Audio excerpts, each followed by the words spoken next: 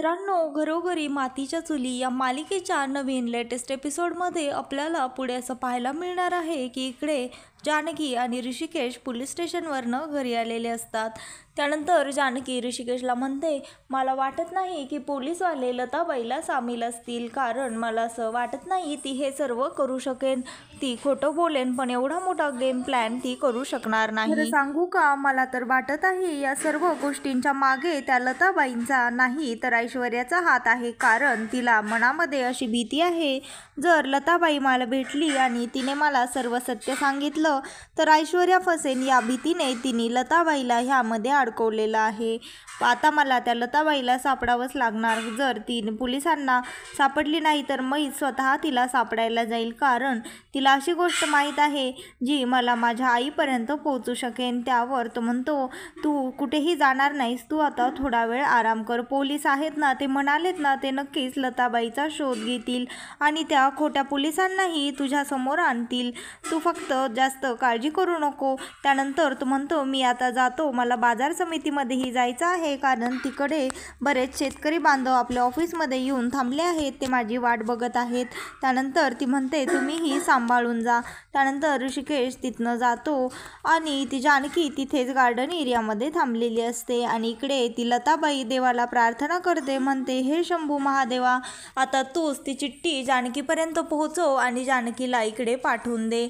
मला आता राहवत नाही, मला तिला सांगायचं आहे मीच तुझी आई आहे। त्यानंतर जानकी इकडे ती गार्डन एरियामधली चिठ्ठी उचलते आणि डस्टबिनमध्ये टाकायला लागते, पण तेवढ्यातच तिला त्या चिठ्ठीवर तिचं नाव दिसतं। त्यामुळे तो कागद ती उघडते आणि त्यानंतर लताबाईंनी जे लिहिलं होतं तिच्यासाठी ते सर्व वाचते। त्यानंतर ती शॉक होते आणि हे सर्व सारंग दुरूनच बघत असतो। सारंग मात्र हे सर्व बघून फारच घाबरतो। त्याला वाटतं आता ह्या जानकीला खरं काय ते कळालं आहे आणि आता ही जानकी जर लताबाईजवळ गेली तर आमचं अवघड होईल, असं त्याच्या मनामध्ये वाटत असतं। त्यानंतर तो लगेचच ती गोष्ट ऐश्वर्याला फोन करून सांगायला लागतो आणि इकडे जानकी त्या वाचत असते। ती म्हणते, आता मला लवकरच त्या महादेवाच्या मंदिरामध्ये जायला लागेल। देवा, तूच मला आता हा मार्ग दाखवला आहेस, तर मला लताबाईपर्यंतही तूच पोहोचव, असं म्हणून ती त्या मंदिरामध्ये जायला निघते आणि इकडे ऐश्वर्या त्या लताबाईला सापडत असते, पण तिला लताबाई कुठेही सापडत नसतात। त्यानंतर ती त्या एरियामध्ये मंदिरामधल्या लोकांना विचारते, तुम्ही एखादी अशी 60 वर्षांची बाई पाहिली आहे का? तिचे केस पांढरे झाले आहेत, तिने आंबाडाही बांधला आहे आणि तिच्या अंगावर गुलाबी रंगाची साडी आहे, पण त्या लताला कोणीच पाहिलेलं नसतं, कारण ती आरती चालू होण्याआधीच मंदिरामध्ये एका कोपऱ्यामध्ये येऊन बसलेली असते। त्यानंतर ती म्हणते, देवा, मला पूर्ण खात्री आहे माझी लेक इथे मला शोधत नक्कीच येईल, पण तू काहीही करून फक्त तेवढी चिठ्ठी तिच्यापर्यंत पोहोचू दे। त्यानंतर इकडे ती ऐश्वर्या त्या मंदिराच्या मध्ये येत असते। त्यानंतर ती मंदिराजवळ येते, मंदिरामध्ये प्रवेश करते आणि तिथेही लताबाईंना इकडे तिकडे सापडायला लागते, पण लताबाई तिला कुठेही दिसत नाहीत। त्यानंतर लताबाई तिला बघतात की ऐश्वर्या इथे आलेली आहे आणि ती तिची विचारपूस करत आहे। हे बघून लताबाई घाबरते। त्यानंतर ती म्हणते, आता जर का ह्या ऐश्वर्याने मला सापडलं तर मग ती मला सोडणार नाही। आणि त्यानंतर ती लताबाई मंदिराच्या बाहेर येते लपून छपून आणि तिथे ते भिकारी बसलेले असतात त्यांच्या लाईनमध्ये जाऊन बसते आणि त्यानंतर तिची बॅग तिथेच असलेल्या डेस्कच्या खाली ठेवते आणि एक शॉल पांघरून ती तिथेच लपून बसते। त्यानंतर एक माणूस येतो आणि तिला प्रसाद देतो। त्यानंतर ऐश्वर्या ही तिच्या समोरूनच जाते, पण तिला ती लताबाई काही ओळखायला येत नाही। त्यानंतर ती लताला माहीत असतं ऐश्वर्या इथेच माझ्या मागे उभी आहे। त्यानंतर ती मान खाली घालून लपून बसते आणि त्या ऐश्वर्याला तेवढ्यातच सारंगचा फोन येतो आणि सारंगचा फोन ती कट करते। त्यानंतर डबल सारंग वारंवार फोन करत असतो, त्यामुळे ती सारंगचा फोन उचलते आणि ती म्हणते, आता तुम्ही मला काही बॅड न्यूज देऊ नका, कारण आधीच ती लता मला इथे सापडत नाहीये। त्यावर तो म्हणतो, ऐश्वर्या, तसं नाही, म्हणजे मला कळत नाही, कसं सांगू? त्यावर ती म्हणते, आता पटकन सांगान का काय झालंय ते? आता प्लीज तुम्ही असं म्हणू नका की जानकीला कळालं आहे की लता मंदिरामध्ये आहे। त्यावर सारंग म्हणतो, सॉरी ऐश्वर्या, पण तसंच झालेलं आहे, तुम्ही अगदी जसं म्हणाला तेच घडलेलं आहे. त्यावर ती म्हणते, सारंग नेहमीप्रमाणे तुम्ही माती खाल्लीच का? तुम्ही तिकडे माझे प्रॉब्लेम्स क्रिएट करा आणि मग मी इकडे ते निस्तारत बसते. मला तर एवढंच काम आहे तुम्ही वाढवलेले कुटाणे निस्तारण्याचं. तुम्ही तर माझ्या एकाही धड कामाचे नाही आहात. त्यावर तो म्हणतो, अहो ऐश्वर्या, आता तो कागद मी फेकून दिला होता, त्यानंतर तो जानकीच्या हातातला लागला, यात माझी काय चूक आहे? त्यावर ऐश्वर्या म्हणते, तुम्हाला अक्कल बिलकुलही नाहीये का? जरा मेंदू वापरत जा ना तुम्ही. सारंग, तुम्हाला ती चिठ्ठी फेकून द्यायची कोणी सांगितली होती? तरीही मी तुम्हाला विचारलं होतं तर तुम्ही म्हणालात ती चिठ्ठी कधीच जानकीच्या हाती लागणार नाही. आणि आता काय झालं बघा तुम्हीच. तुम्हाला ती चिठ्ठी जाळून टाकता आली नाही का, किंवा फाडून टाकायची? तुम्ही तशीच का फेकून दिली? त्यावर सारंग म्हणतो, आता मला काय माहित ती जानकी वहिनी एवढी हुशार निघणार आहे. त्यावर ती म्हणते, ठीक आहे ते जाऊ द्या, पण आता घरातल्यांनी जर कोणी विचारलं जानकी कुठे आहे तर तुम्ही सांगायचं ती तिच्या मैत्रिणीकडे गेली आहे. इकडे सौमित्रा घरी देवाची प्रार्थना करत असते, देवाचे धन्यवाद देत असते की देवा, तुझ्यामुळे आमच्या घरचं संकट टळलं, तुला सर्वांची खरोखरच काळजी आहे. आणि तेवढ्यातच तिथे नानासाहेब येतात आणि तिला म्हणतात, तू जानकीला कुठे पाहिलं आहेस का? त्यावर ती म्हणते, नाही, पण तुम्ही का विचारत आहात? असेल ती इथेच कुठे. तेवढ्यातच सारंग ते ऐकतो आणि सारंग सांगतो, नाही, वहिनी तर तिच्या मैत्रिणीकडे गेली आहे. त्यावर सौमित्रा म्हणते, पण हे तुला कसं माहीत? त्यावर तो म्हणतो, म्हणजे ती काही मला सांगून गेलेली नाहीये, पण ती गुलाबदाला सांगत होती त्यावेळेस मी ते ऐकलं, पण एक्झॅक्टली कोणत्या मैत्रिणीकडे ते काही मला माहीत नाही. आणि इकडे ती जानकी त्या मंदिरामध्ये आलेली असते. त्यानंतर ती त्या मंदिरामध्ये त्या लताबाईंना सापडते, पण तिला ती लताबाई मंदिरामध्ये सापडत नाही. आणि त्यानंतर ऐश्वर्या त्या जानकीला पाहून लपते आणि ती मंदिराच्या आत प्रवेश करते. त्यानंतर सेम तिच्यासारखीच गुलाबी रंगाची साडी घातलेली एक बाई तिथे बसलेली असते. त्यानंतर ती बाई तिच्यावर हल्ला करते आणि हे सर्व ती लताबाई दुरून बघत असते. त्यावर ती म्हणते, माझ्या मुलीवर असा हल्ला होत असताना, हे सर्व तिच्या जीवावर बेतत असताना मी असं दुरून कसं बघत राहू शकते? मला काहीही करून माझ्या मुलीला वाचवायलाच हवं. त्यानंतर ती तिथली काठी घेते आणि तो जे माणूस तिच्यावर हल्ला करत असतो त्याच्या डोक्यात घालते.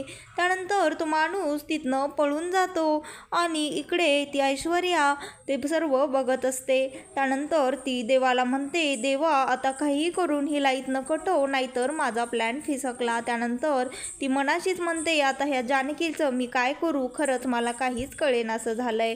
आणि इकडे ऋषिकेश घरी येतो आणि नानासाहेबांना आणि सौमित्राला विचारतो, तुम्ही जानकीला कुठे पाहिलं आहे का? त्यावर ते सांगतात, नाही, पण तू असं का विचारत आहेस? बहुतेक ती कोणत्या तरी तिच्या मैत्रिणीकडे गेलेली आहे, असं सारंग म्हणत होता. त्यावर सौमित्रा नानासाहेबांना विचारते, अहो काय झालं? त्यावर ते म्हणतात, मला माहीत नाही, पण नक्कीच काहीतरी झालेलं आहे, कारण त्याच्याशिवाय तो असा धावत पळत येणार नाही. त्यानंतर इकडे त्या पार्वतीने त्या बाईच्या डोक्यात मारून तिला तिथनं पळवलेलं असतं. त्यानंतर ती मायेपोटी प्रेमाने त्या जानकीच्या तोंडावरून हात फिरवते, तिला मिठी मारते. त्यानंतर तिला म्हणते, तुला काही झालं तर नाही ना? तू ठीक आहेस ना? त्यावर ती म्हणते, एवढी खोटी काळजी कशासाठी तुम्ही करत आहात? कशासाठी हे खोटेपणा दाखवत आहात? त्यावर ती म्हणते, बोल, तुला हे खोटं वाटतच असेल, कारण साहजिकच आहे, मी तुला तेवढा त्रास दिलेला आहे. त्यावर ती म्हणते, तुम्ही माझ्या आयुष्यामध्ये येऊन ज्या मला यातना दिल्या आहेत ना, खरंच त्यापेक्षा तर हा हल्ला काहीच नाही. त्यानंतर ती म्हणते, बरोबरच आहे, तू जे बोलत आहेस ते अगदी खरं आहे, मला माफ कर, नकळत मी तुझ्या संसारामध्ये विष पेरलं, तुझं घर मोडलं. त्यावर ती म्हणते, तुम्हाला काय कळणार? एखाद्या आईपासनं दूर गेल्यास कशा यातना होतात. मुळात तुम्ही कोणाची एवढी वाट बघितली आहे का? मी लहानपणापासनं माझ्या आईची वाट बघत आहे आणि एवढे दिवस तर मी असं समजत होते की मी अनाथच आहे. आणि त्यानंतर माझ्यावर माझी सासू आईसारखं प्रेम करणारी होती, तिलाही तुम्ही माझ्यापासनं दूर केलं. तुम्हाला काय कळणार? आपली जवळची माणसे दूर गेल्यास काय यातना होतात. त्यावर ती पार्वती जानकीला म्हणते, तुझं आणि माझं दुःख सेमच आहे, मला तुझं सर्व यातना, तुझा त्रास कळत आहे. त्यावर ती त्या पार्वतीचा म्हणजेच लताचा हात झिडकारून तिला तिला रागात म्हणते, नाही तुम्हाला कळू शकत, कारण आपलं दुःख बिलकुलही सारखं नाही आहे. कशावरनं आपलं दुःख सारखं आहे? मुळात तुम्ही असं कधी तुमच्या माणसापासून दुरावलेले आहात का? तर मग नाही ना, मग तुम्हाला कसं कळणार त्याचं दुःख? मुळात तुम्ही कधी तुमच्या मुलीसाठी, तुमच्या मुलीच्या भेटीसाठी व्याकुळ झालेला आहात का? नाही ना, मग कशी असतील आपले दुःख एकसारखी? ते सर्व जाऊ द्या, पण मला एक गोष्ट सांगा, माझ्या आईचा फोटो तुमच्याकडे कसा आला? तुम्ही ओळखता का तिला? माझी आई कुठे आहे तुम्हाला माहीत आहे का? मी तुमच्या पाया पडते, हात जोडते, तुम्हाला हवं ते मी देईल, फक्त माझी आई कोण आहे आणि कुठे आहे?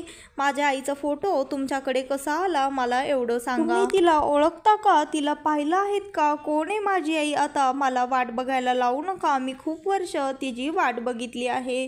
त्यावर लताबाई तिला म्हणते, मला तुझ्या आईबद्दल सर्वच माहीत आहे. ती कुठे आहे, ती कोण आहे, ती काय करते आणि तिच्या हातनं आजपर्यंत किती चुका झालेल्या आहेत आणि त्या चुकांचं तिच्यावर किती दर्पण आहे, मला हे सर्वच माहीत आहे. तिने तुझ्या प्रत्येक चुकांसाठी किती अश्रू गाळलेले आहेत ना, हेही मला माहीत आहे. आणि तू कशी तुझ्या आईसाठी व्याकुळ झाली होतीस ना, तशीच तीही तिच्या आईसाठी व्याकुळ झाली होती. त्यावर ती तिला विचारते, प्लीज आता पटकन सांगा, मला राहवत नाही, कोण आहे माझी आई? त्यावर ती सांगते, मीच आहे तुझी आई आणि हे मलाही नंतर कळालं. त्यानंतर ती तिला मिठी मारते आणि त्या दोघीही रडायला लागतात. त्यानंतर पार्वती तिला म्हणते, मी मजबूर होते, खरं तर मी तुझ्या भेटीसाठीच त्या ऐश्वर्याने मला ब्लॅकमेल करून नकळत माझ्या हातून हे सर्व घडवून घेतलं. त्यानंतर ती पार्वती तिला शिरा खायला घालते आणि त्यानंतर ती ऐश्वर्या दुरून हे सर्व पाहत असते. ती म्हणते, खा तू हे सर्व एकदा का, तू हा शिरा खाल्लास ना, मग तू गाढ झोपी जाशील. आणि त्यानंतर ती ऐश्वर्या त्या पार्वतीला तिथनं गायब करते आणि इकडे ती जानकी तिला जाग येते. मग ती पार्वती आईला शोधायला लागते, पण तिला पार्वती आई कुठेही सापडत नाही. त्यानंतर ती घरी येते आणि ऋषिकेशला म्हणते, मला तुम्हाला काहीतरी खूप महत्त्वाचं सांगायचं आहे. आणि त्यानंतर एवढ्यातच तिथे पोलीस येतात आणि ते पोलीस जानकीला म्हणतात, मिसिस जानकी रणदिवे, आम्ही तुम्हाला लताबाईच्या खुनाच्या आरोपामध्ये अटक करत आहोत. त्यानंतर पोलीस तिला अटक करून घेऊन जातात आणि त्यावर ती म्हणत असते, मी काहीच केलं नाही. त्यावर तो ऋषिकेश तिच्यासोबतच पोलीस स्टेशनला जातो आणि तिला म्हणतो, तू काळजी करू नको, मी तुझी यातनं निर्दोषपणे सुटका करेन आणि मी तुझ्या सोबतच आहे. तर मित्रांनो, घरोघरी मातीच्या चुली या मालिकेचे नवीन लेटेस्ट एपिसोड पाहण्यासाठी आत्ता चॅनलला लाईक, शेअर आणि सबस्क्राईब मात्र नक्की करा.